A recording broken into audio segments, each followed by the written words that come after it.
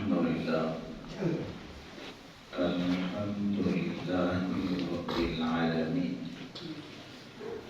والصلاة والسلام على خاتم النبيين أما بعد فأعوذ بالله السميع العليم من الشيطان اللعين الرجيم بسم الله الرحمن الرحيم يا أيها الذين آمنوا إذا قيل لكم تفسحوا في المجالس فافسحوا يفسح الله لكم وإذا قيل انشزوا فانشزوا يرفع الله الذين آمنوا منكم والذين أوتوا العلم درجات صدق اللہ مولانا العظیم۔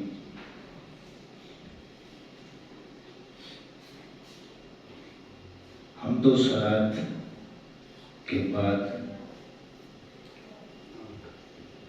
قرآن مجید فرقان حمید برہان رشید کی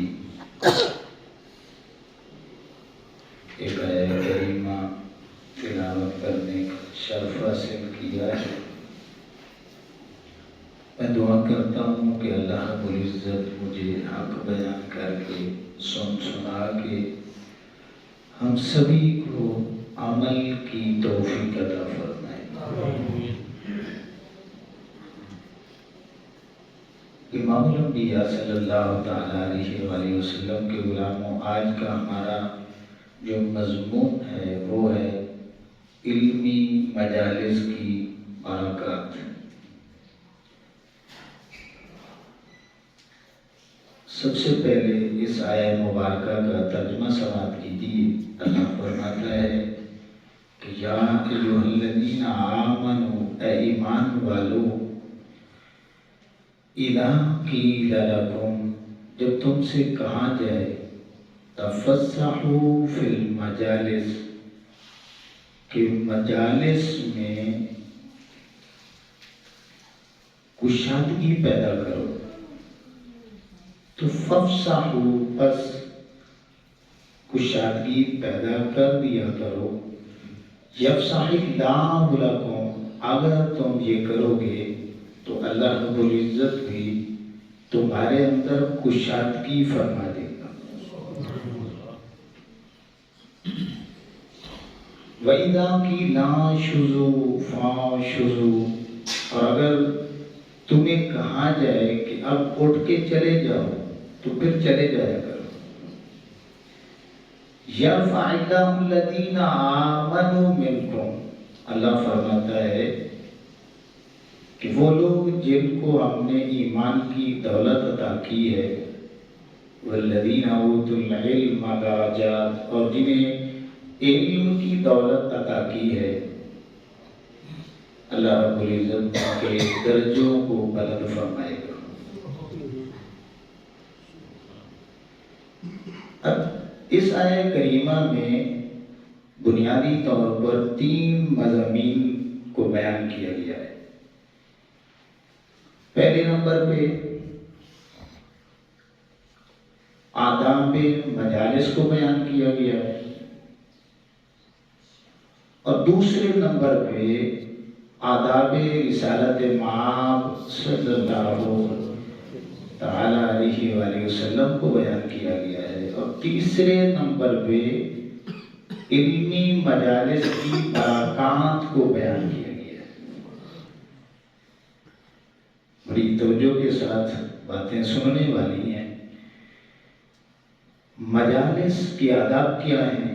اللہ فرماتا ہے کہ مجالس میں کشادگی پیدا کرو۔ آداب رسالت مآب صلی اللہ علیہ وآلہ وسلم کیا ہیں؟ ان کو بیان کیا، اور پھر اگر علمی مجلس برپا ہے تو پھر آپ کو برکات کیا نصیب ہوگی، اس کو بیان کیا گیا۔ اب اس کا پس منظر سب سے پہلے میں آپ کو بتانا چاہوں گا کہ آقا کریم صلی اللہ تعالی علیہ وسلم جب کوئی بھی مجلس کرتے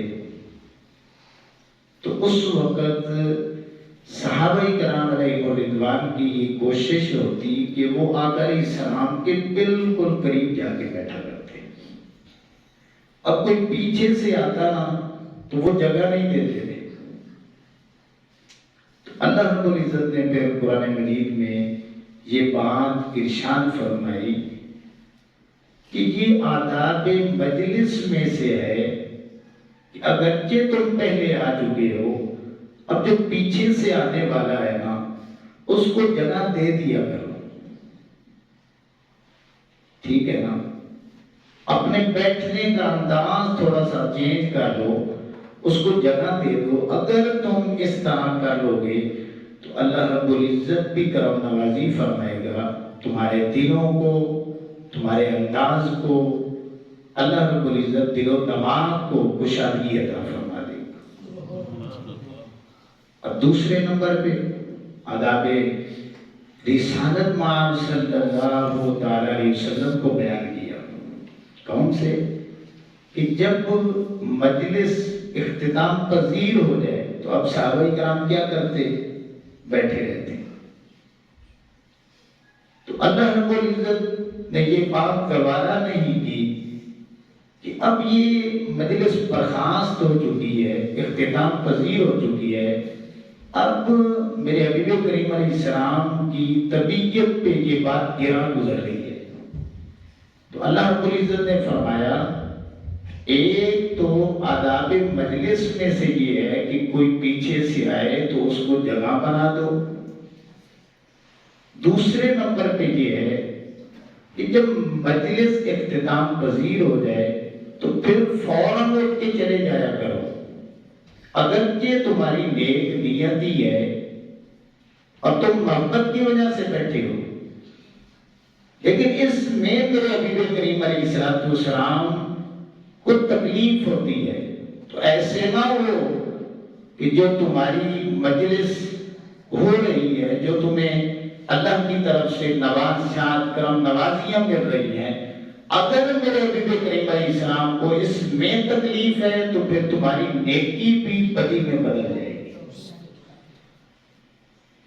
اللہ اکبر. اب تیسرے نمبر پہ اللہ رب العزت نے ارشاد فرمایا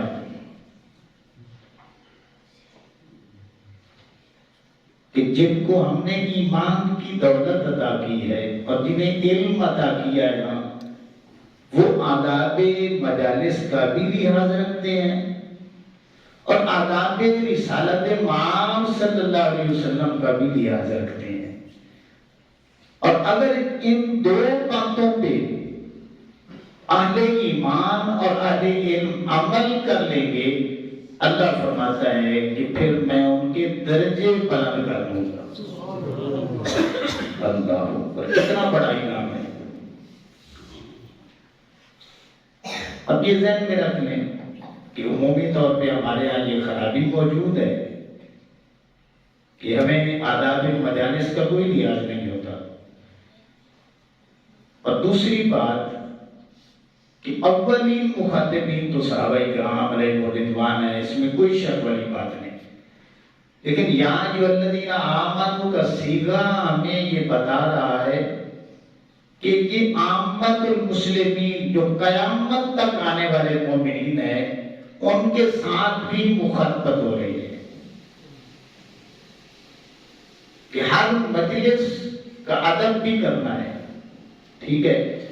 اور پھر اس دور میں بھی تم نے میرے حبیب کریم علیہ السلام کے آداب کو نہیں بھولنا. اب اس وقت ہم آقا کریم صلی اللہ علیہ وسلم کے جو آداب ہیں وہ کون سے ہیں؟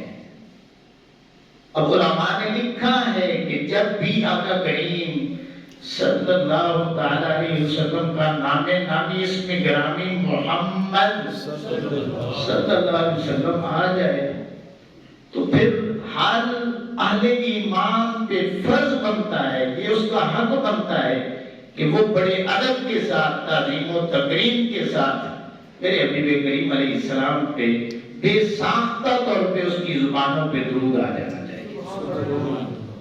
اب یہ بھی خامی ہمارے اندر موجود ہے۔ اللہ فرماتا ہے کہ آداب مجالس بھی ہوں، اور پھر اس مجلس میں آداب رسالت مآب صلی اللہ علیہ وسلم بھی ہوں۔ تو اللہ فرماتا ہے، اب سمجھ لیں ان کے پاس ایمان کی دولت بھی ہے، انہیں میں نے علم بھی عطا کر دیا ہے۔ اب شان سن لو ایسی مجلس کی، اللہ فرماتا ہے کہ اوت العلم درجات، ایسے لوگ مجلس میں آنے والے میں ان کے درجوں کو بلند کرتا رہوں۔ اب درجے بلند کرنے سے کیا مراد ہے؟ علماء نے، عرفاء نے، اولیاء نے لکھا ہے اپنی اپنی تفاسیر میں کہ درجے بلند ہوتے ہیں ایمان کی بنیاد پہ، علم کی بنیاد پہ، اس میں عمل والی ابھی تک بات نہیں ہے۔ درجے جو بلند ہوتے ہیں وہ ایمان کی وجہ سے ہوتے ہیں، علم کی وجہ سے ہوتے ہیں۔ ایمان ہوگا، علم ہوگا تو پھر عمل کریں گے، اس لیے عمل کی ابھی تک بات نہیں کی۔ تو یہ جو اللہ نے فرمایا کہ ہم درجے بلند کریں گے، علماء نے لکھا ہے اس سے مراد یہ ہے کہ اللہ رب العزت جو آداب مجالس کا لحاظ رکھیں گے، آداب رسالت مآب صلی اللہ علیہ وسلم کا خیال رکھیں گے، ایمان کی دولت انہیں نصیب ہوگی، اہل علم بھی ہوں گے، ان کے درجے بلند کروں گا۔ اب درجے بلند کرنے سے کیا مراد ہے؟ مراد یہ ہے کہ اللہ رب العزت انہیں اپنی قربت عطا کرتا رہے گا۔ بہت بڑی بات ہے، اللہ رب العزت اپنی معیت، اپنی قربت، اپنی سنگت ان لوگوں کو عطا فرمائے گا۔ اب ایک بات ضمناً آپ سن لیں کہ اللہ رب العزت کے جتنے بھی نبی ہیں وہ ایمان بانٹنے والے ہوتے ہیں، اور اپنی امتوں میں سب سے بڑھ کر علم اللہ کے نبیوں کو ہوتا ہے۔ تو اس کا مطلب یہ ہے کہ جتنا قرب اللہ کے نبیوں کو نصیب ہوتا ہے کسی اور کو نصیب نہیں ہوتا۔ اب دوسری بات بھی سنیں کہ ہمارے آقا کریم علیہ السلام چونکہ نبیوں کے بھی امام ہیں، اور سارے نبیوں سے بھی بڑھ کر اللہ نے علم کی دولت آقا کریم علیہ السلام کو عطا کی ہے، اس بنیاد پہ ہم یہ کہتے ہیں کہ جتنا قرب، جتنا تعلق، جتنی نسبت اور جتنی عظمت اللہ رب العزت نے ہمارے آقا کریم علیہ السلام کو عطا کی ہے، اللہ کی عزت کی قسم ہے دنیا میں کسی کو نہیں عطا کی۔ جب علم سب سے زیادہ ہے، ایمان کی دولت سب سے زیادہ بنتی ہے، تو پھر اللہ کی قربت بھی، یعنی اس انداز میں کہہ لیں کہ ساری مخلوق ایک طرف ہو جائے، آقا کریم علیہ السلام کی ذات ایک طرف ہو جائے، تو جو قربت اللہ نے اپنے حبیب کریم علیہ السلام کو عطا کی ہے وہ ساری مخلوق مل کے بھی آقا کریم علیہ السلام کا مقابلہ نہیں کر سکتی۔ اب دیکھ لیں کتنی عظمت ہے، کتنی شان ہے، کتنا مقام ہے، ہماری عقلیں حیران ہیں، انسان سوچ بھی نہیں سکتا کہ وہ قربت کتنی ہوگی۔ اللہ امام الانبیاء صلی اللہ علیہ وسلم کے غلام، اب یہ بنیادی طور پر بات سمجھنے والی ہے کہ اللہ کے جتنے بھی نبی ہیں نا وہ اپنی اپنی امتوں کے لیے رول ماڈل ہوتے ہیں، کامل نمونہ ہوتے ہیں، مگر قرآن کی روشنی میں یہ میں آپ کو بتانا چاہتا ہوں، سورہ آل عمران کی 79 نمبر یہ آیہ کریمہ ہے، اللہ فرماتا ہے کہ مَا كَانَ لِبَشَرٍ أَن يُؤْتِيَهُ اللَّهُ الْكِتَابَ وَالْحُكْمَ وَالنُّبُوَّةَ، کہ یہ بات کسی بشر کو زیب ہی نہیں دیتی کہ ہم اسے کتاب عطا کریں، حکمت عطا کریں، نبوت عطا کریں، ثم یقول للناس، تو پھر وہ لوگوں کو کہے عباد لی، میرے بندے بن جاؤ۔ اب بڑی توجہ کے ساتھ بات سنیں گے تو سمجھ آئے گی، اللہ فرماتا ہے کہ یہ بات کسی بشر کو زیب نہیں دیتی کہ میں انہیں کتاب دوں، حکمت دوں، نبوت دوں، اس سے مراد نبی ہیں، تو پھر وہ دنیا میں جا کے یہ کہیں کہ میرے بندے بن جاؤ، یہ نہیں اللہ کے نبیوں کو زیب دیتا۔ ثم یقول للناس کونوا عبادا لی من دون اللہ، کہ میرے بندے بن جاؤ، لفظ عبد کا ہے، بلکہ وہ کیا کہتے ہیں وَلَٰكِن كُونُوا رَبَّانِيِّينَ، اور بندے میرے نہیں بننا، اللہ کے بندے بننا ہے، اللہ والے بننا ہے۔ بِمَا كُنتُمْ تُعَلِّمُونَ الْكِتَابَ، یہی کتاب ہم نے اللہ سے سیکھی ہے، وَبِمَا كُنتُمْ تَدْرُسُونَ، اور تمہیں اسی کا درس دیتے ہیں۔ اب یہ بنیادی بات سمجھنے والی ہے کہ اللہ کے سارے نبی رول ماڈل ہیں، کامل نمونہ ہوتے ہیں امتوں کے لیے، لیکن اس کے باوجود اللہ کے نبی یہ نہیں کہتے کہ میرے بندے بنو، ٹھیک ہے نا؟ رول ماڈل ہونے کے باوجود بھی وہ اللہ کا بندہ بناتے ہیں۔ ہر عمل انہوں نے جو اللہ کی طرف سے آیا ہے اس کو سیکھنا نبیوں سے ہوتا ہے، لیکن وہ اپنے اس انداز میں پیچھے نہیں چلاتے کہ اب عبادت ہی میری شروع کر دو، عبادت صرف اللہ کی کرواتے ہیں۔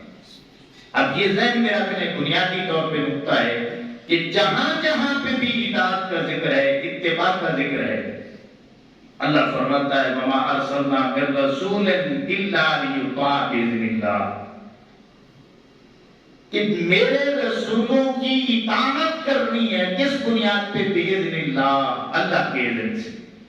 اب سارے علماء نے لکھا ہے، سب مسالے کے علماء نے لکھا ہے کہ اصلاً اطاعت اللہ کی ہوتی ہے اور عملاً اطاعت وہ نبی کریم علیہ السلام کی ہوتی ہے۔ اب یہاں سے ایک بات، اگرچہ وہ ہمارے شعبے کے لوگوں کے خلاف ہے، لیکن میں کرنا چاہتا ہوں، میرا منصب ہے، ضروری سمجھتا ہوں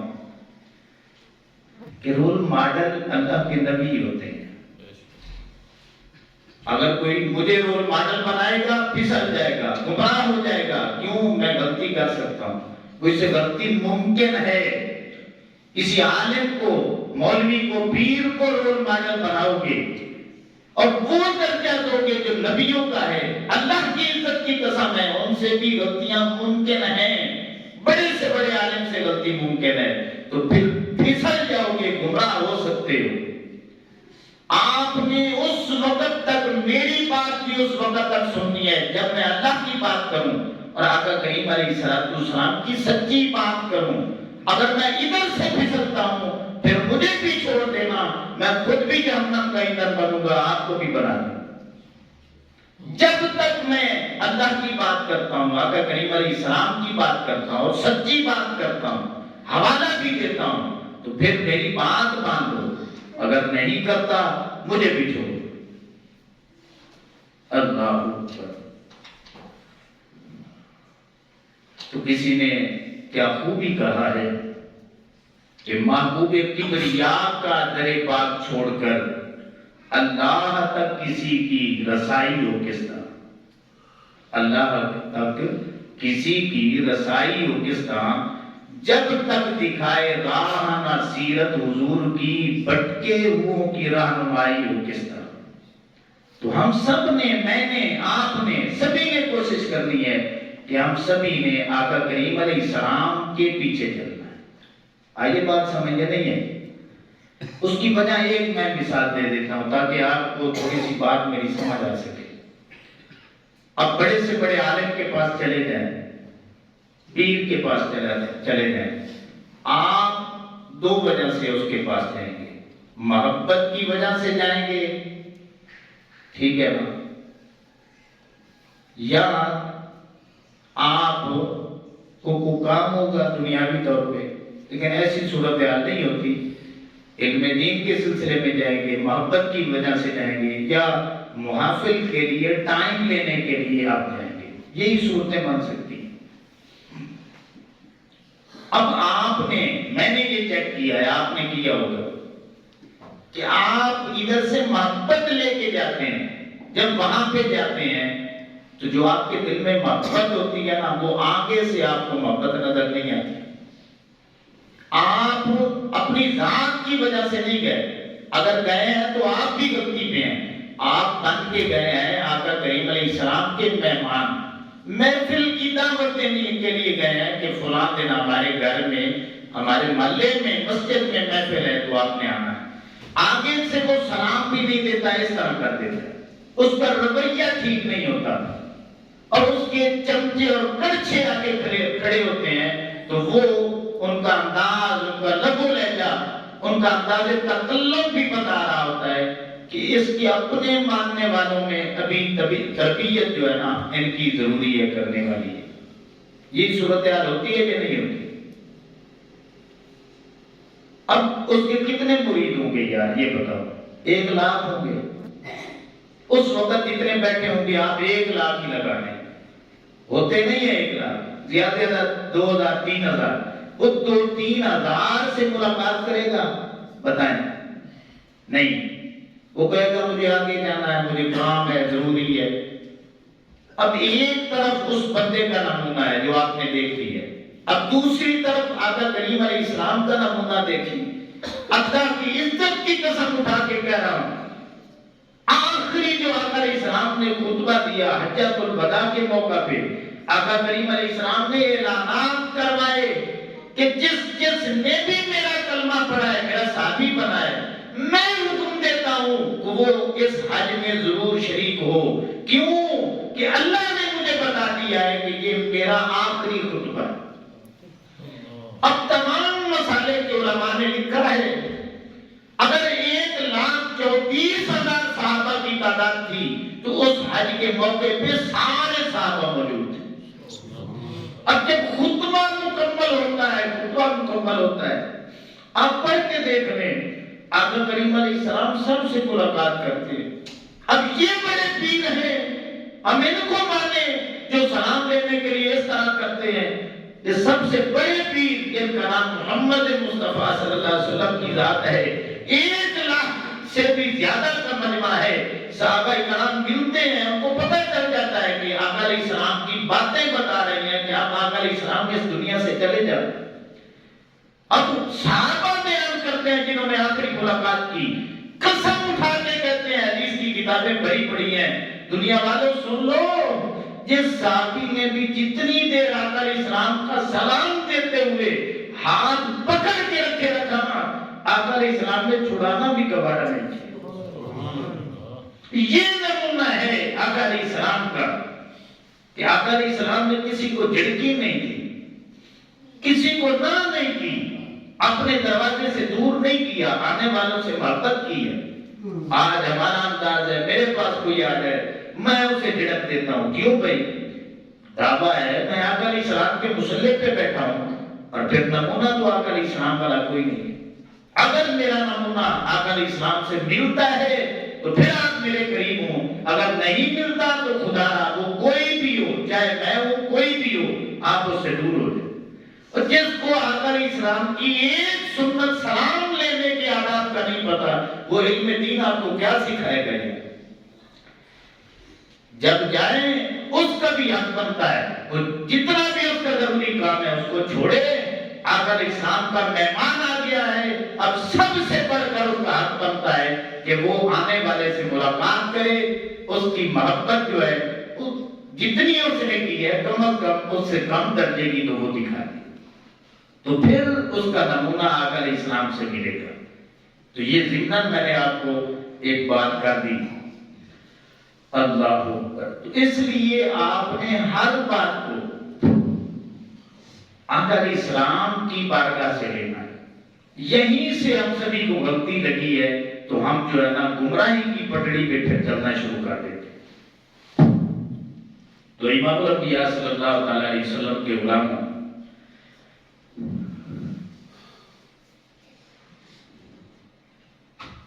کسی نے بڑے پنجابی میں نا بڑی غضب کی بات کی ہے. ملک سونے، ملک فرشتوں کو کہتے ہیں، ملک سونے، نبی سونے، سبھی سونے، ولی سونے، سبھی سونے ہیں یار. مگر صورت بمائے سیرت جدا سونی محمد دی صلی اللہ علیہ وسلم کہ آقا علیہ السلام جیسی صورت اور سیرت کسی کی نہیں ہے۔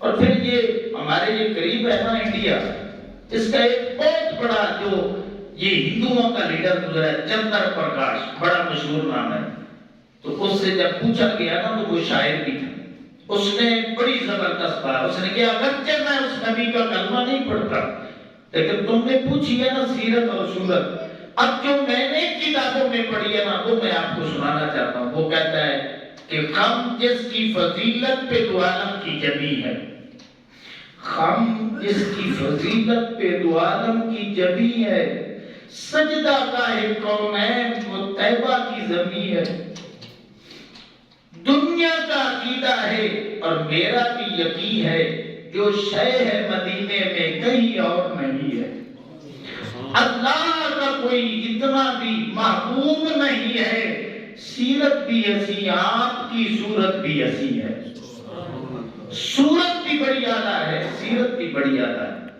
تو اس لیے امام الانبیاء صلی اللہ علیہ وسلم کے غلاموں ہم سبھی نے آقا کریم علیہ السلام کے پیچھے چلنے کی کوشش کرنی ہے۔ اب ایک بات ہے جو میں بڑی تیزی کے ساتھ آپ سے کروں گا کہ اب نتیجہ لینے، نتیجہ آداب مجالس کیا ہے؟ آج جمعہ بھی ہے، ممکن ہے جگہ کم پڑ جائے تو آپ نے کیا کرنا ہے؟ جگہ دے دینی ہے۔ آداب رسالت مآب صلی اللہ علیہ وسلم کیا ہے کہ جب بھی آقا علیہ السلام کا نام آئے آپ نے بڑی محبت کے ساتھ آقا کریم علیہ السلام کی ذات والا صفات پر درود و سلام کا نذرانہ پیش کرنا ہے۔ اللہ فرماتا ہے کہ یہ اگر تم نے دو آداب کر لیے تو ایمان کی دولت بھی نصیب ہوگی اور پھر اہل علم میں بھی آپ کا شمار ہوگا، اور پھر کیا ہوگا کہ آپ کے درجے بلند ہوں گے۔ اب ایک حدیث پاک کہ اس مجلس کی فوائد کیا ہے، برکات کیا ہے، وہ بھی سن لیں۔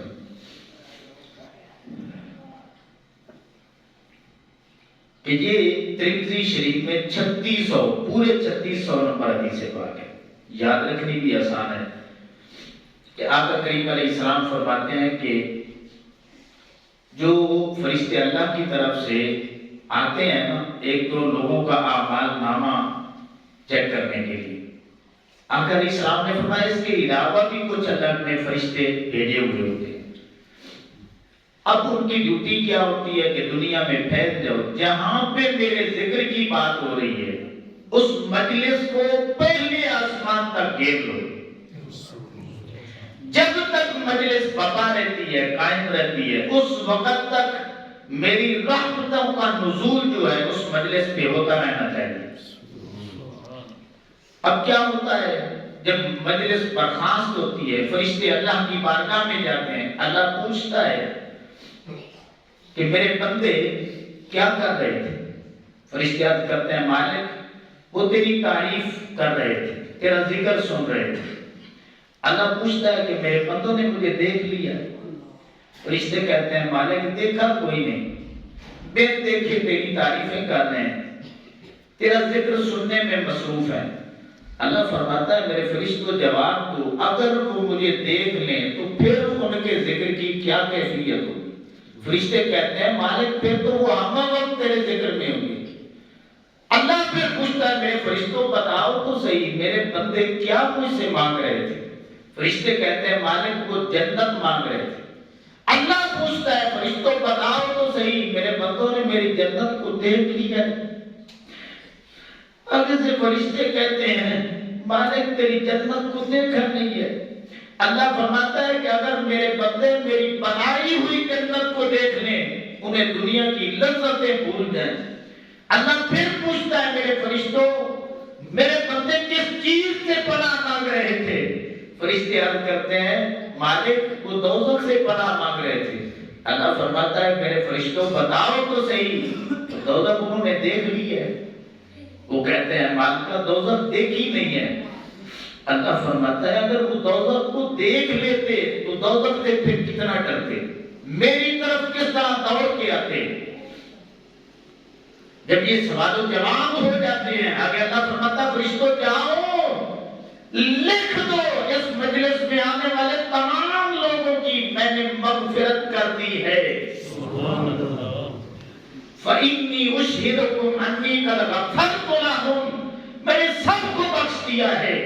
آگے حدیث بات میں آتا ہے فَيَقُولُونَ، وہ سارے فرشتے بولتے ہیں کیا إِنَّ فِيهِمْ فُلَانًا أَخْطَأَ لم یردہم، کیا مالک ایک بندہ اپنے دنیاوی کام کی غرض سے آیا ہے مالک، اسے بھی بخش دیں، اسے بھی معاف کر دیں، اسے چھوڑ دیں۔